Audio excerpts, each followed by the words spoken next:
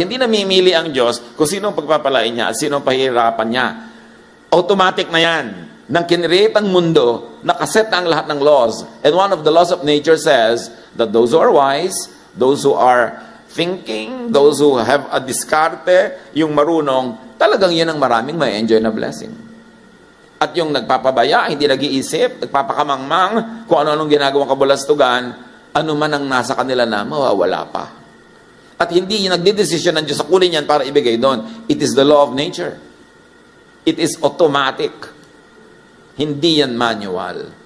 God does not have to choose kung sino i-favor niya. Ang ibig sabihin lang ng favor ng God, if you are living life the way God designed it to be lived, then you are walking in a favored avenue.